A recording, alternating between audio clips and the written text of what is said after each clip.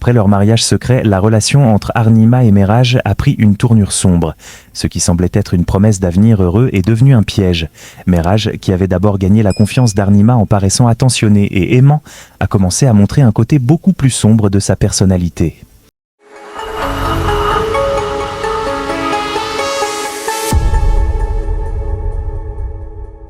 Arnima, une jeune femme pleine de rêves et d'ambition, s'est vue progressivement isolée et contrôlée par son mari.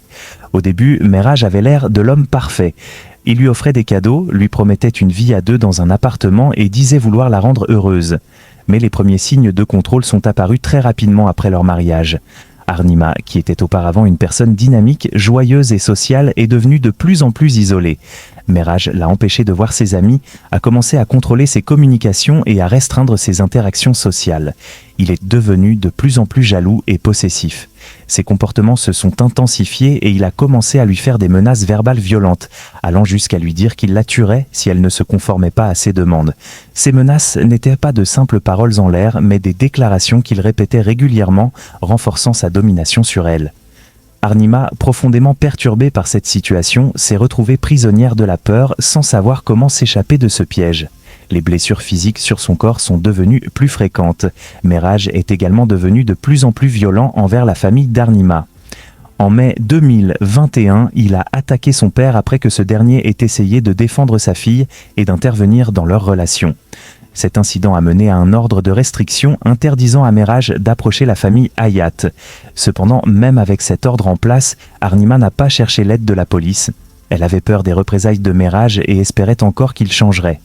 Arnima, prise dans un cycle de violence et d'isolement, se retrouvait de plus en plus accablée par sa situation, sans pouvoir se libérer de la prise de son mari. Elle vivait dans la peur constante, se sentant piégée dans une relation toxique qui détruisait peu à peu ses rêves et ses aspirations. Arnima croyait que leur amour pouvait surmonter tous les obstacles. En décembre 2021, elle a découvert qu'elle était enceinte. Cette nouvelle, à la fois joyeuse et effrayante, a suscité un mélange de sentiments en elle.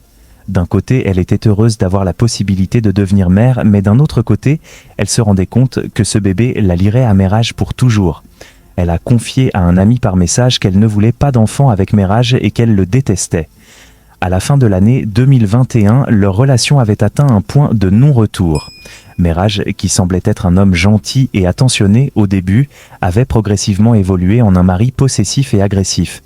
Il contrôlait tous ses mouvements, l'interdisait de voir ses amis et sa famille et la menaçait régulièrement de mettre fin à leur relation. Arnima, victime de ces violences et de son emprise, lui a raconté à plusieurs reprises les actes de violence qu'il lui infligeait, y compris le jour où il l'avait prise violemment par le nez, pensant qu'elle avait vu un autre homme. Arnima avait même envisagé de se rendre à la police et de demander le divorce, regrettant son mariage avec lui. En janvier 2022, après avoir pris conscience qu'elle ne pouvait plus continuer à vivre ainsi, Arnima a décidé de quitter Mehraj. Elle a envoyé un dernier message à un ami pour l'informer de sa décision. Mais ce qui allait se passer ensuite allait marquer la fin tragique de sa vie.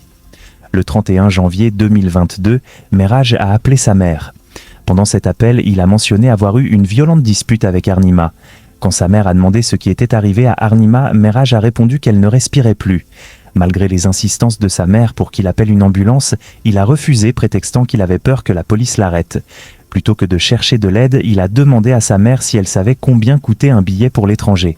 Finalement, à 4h32 du matin, la mère de Mehraj a contacté les services d'urgence et la police a dû forcer l'entrée de l'appartement. Lorsqu'ils sont arrivés sur les lieux, la scène était macabre. Arnima a été retrouvée partiellement immergée dans un liquide brun avec 5 bouteilles de 20 litres d'acide disposées dans la salle de bain, une forte odeur chimique envahissant l'air. Son corps était tellement endommagé par l'acide qu'il a fallu l'identifier par son ADN. Ce qui devait être une vie pleine de promesses et de rêves a été brisé par celui qui prétendait l'aimer, la protéger et partager une vie de famille avec elle. À l'arrivée des policiers, Mehraj avait pris la fuite. Ils ont trouvé des traces de lutte dans l'appartement et les voisins ont révélé qu'ils avaient entendu des cris venant de l'appartement de Mehraj dans la nuit du 29 janvier, mais personne n'a contacté la police. Le lendemain, Mehraj a essayé de cacher les preuves de son crime. Il est allé dans un magasin Bunnings où il a acheté 20 litres d'acide hydraulique, puis est retourné chez lui avec 4 canistères supplémentaires, portant le total à 100 litres d'acide. Les enquêteurs ont retrouvé des informations précieuses grâce aux données des téléphones qui ont révélé l'intensité de la relation violente entre Mehraj et Arnima. Arnima avait exprimé dans des messages que Mehraj l'avait battue, l'avait traitée comme une esclave et qu'elle souhaitait divorcer. Mehraj, quand les gens se rendent compte de ce qu'on fait, tu iras en prison pour des années, écrivait-elle en décembre 2021. Mehraj, dans ses réponses, semblait indifférent, répliquant « Et qui va le savoir ?» Dans un autre message, Arnima lui disait qu'elle ne voulait pas d'un fils comme lui et il répondait « Nous aurons beaucoup d'enfants comme moi ». Le soir de sa mort, Arnima a envoyé un dernier message à un ami, lui confiant qu'elle n'avait personne d'autre à qui se confier. L'ami a répondu « Tu n'as pas le choix, tu dois rester avec lui ». Puis, dans son dernier message à 9h10, Arnima a écrit « Non, je le déteste ». Moins de 45 minutes plus tard, elle était morte. Lorsque Mehraj a compris que la police le cherchait, il s'est rendu d'abord à la station de police. Son avocat a ensuite déclaré que son client avait fait le bon choix en coopérant avec l'enquête. Cependant, le comportement de Mehraj pendant son arrestation a soulevé des questions. Il a insisté sur son innocence et a tenté de minimiser son rôle dans l'incident, alléguant que la mort d'Arnima était un accident survenu pendant une dispute. Mais sous la pression des preuves, des messages et des analyses chimiques, Mehraj a finalement changé sa version des faits. Lors de l'enquête, la police avait suffisamment de preuves pour démontrer la culpabilité de Mehraj. Toutes les évidences pointaient vers lui comme étant responsable du meurtre de sa femme et de la tentative de dissimulation du crime en détruisant le corps. En mai 2024, Mehraj a finalement reconnu le meurtre, expliquant qu'il avait agi dans un état d'insanité temporaire, motivé par l'espoir de ne pas perdre sa femme. Lors de son procès devant la Cour suprême de Nouvelle-Galles du Sud, Mehraj est resté discret, évitant tout contact avec la famille d'Arnima.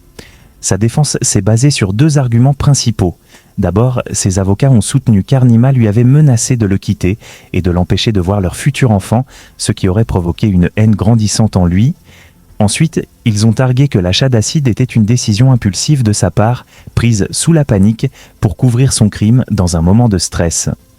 Dans une lettre adressée à la Cour suprême et à la famille de la victime, Mehraj a pris la pleine responsabilité de ses actes.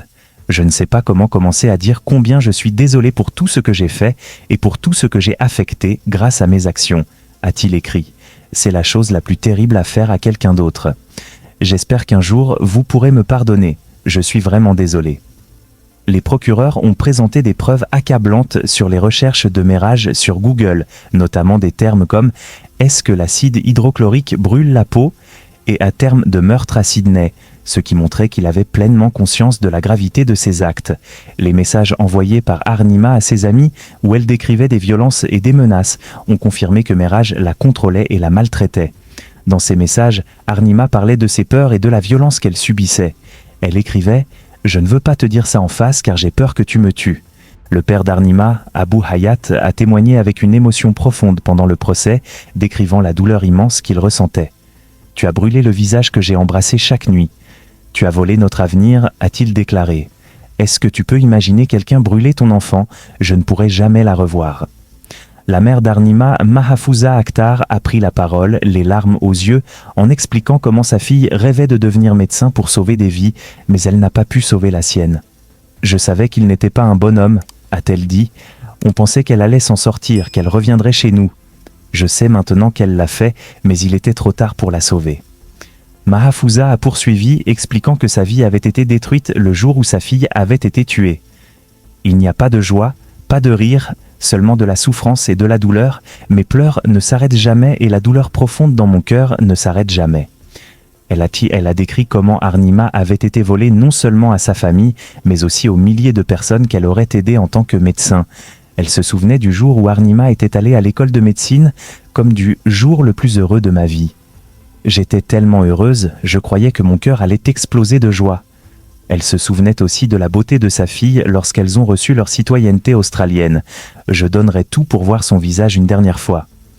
Elle a conclu en disant qu'au lieu de cela, elle se rendait à sa tombe chaque dimanche, frappant le bois de sa tombe, ne pouvant plus supporter cette perte. Dans son dernier discours, Mehraj a tenté de présenter des excuses. « Je suis désolé pour ce que j'ai fait. J'espère que vous me pardonnerez un jour », a-t-il dit, dans une tentative de se racheter devant la famille de sa victime. Cependant, le ton de Mehraj, bien que formel, ne semblait pas être sincèrement empreint d'émotion. L'évaluation psychologique ordonnée par la Cour a révélé des traits narcissiques et manipulateurs qui ont jeté un doute sur la véritable sincérité de ses remords. Selon les procureurs, Mehraj ne pouvait pas accepter que Arnima ait voulu partir et qu'elle voyait leur mariage comme une prison plutôt que comme une relation épanouissante. Le juge a souligné que Mehraj considérait sa femme non pas comme une personne qu'il chérissait, mais comme une propriété. Le jugement a été prononcé le 19 décembre 2024 dans cette affaire. En rendant sa décision, le juge Deborah Sweeney a déclaré que Mehraj avait agi avec une indifférence totale à la vie en étouffant Arnima. Le juge a précisé qu'elle avait pris en compte divers facteurs, y compris la conduite de Mehraj et son traitement du corps de la victime après sa mort. Bien qu'il n'ait pas prémédité le crime de manière significative, elle a qualifié l'infraction d'une gravité moyenne en matière d'assassinat.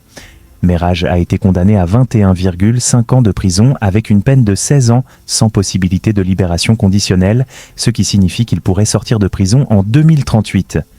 J'ai pris en compte qu'il avait un emploi avant de commettre cet acte et qu'il reconnaît la nécessité de sa réhabilitation, a expliqué le juge Sweeney. Vu sa jeunesse, son passé et son attitude, il semble avoir des perspectives positives de réhabilitation. Toutefois, le juge a souligné que la sentence était un reflet de la gravité du crime. Tu n'as pas seulement pris la vie d'une personne innocente, tu as aussi tenté de faire disparaître son existence, a-t-elle ajouté. Actuellement, Mehraj purge sa peine dans une prison de sécurité maximale en Nouvelle-Galles du Sud. Les gardiens rapportent qu'il évite tout contact avec les autres détenus et passe la majorité de son temps dans sa cellule. Son avocat continue de plaider que la sentence est disproportionnellement sévère, mais toutes les tentatives de révision de la peine ont jusqu'à présent échoué. L'histoire de Mehraj et Arnima n'est pas seulement celle d'un crime, mais aussi un avertissement sur la tyrannie qui peut exister dans certaines relations et qui peut conduire à une tragédie irréversible.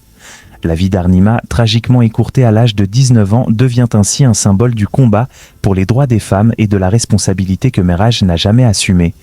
Les parents d'Arnima continuent de garder en mémoire le nom de leur fille. Chaque dimanche, ils visitent le cimetière où son nom est gravé sur une plaque de marbre, se souvenant de la jeune fille qui rêvait de sauver des vies, mais qui, malheureusement, n'a pas pu sauver la sienne. Si vous avez aimé cette vidéo, abonnez-vous à la chaîne, laissez un commentaire et activez la cloche pour ne manquer aucune de nos prochaines vidéos.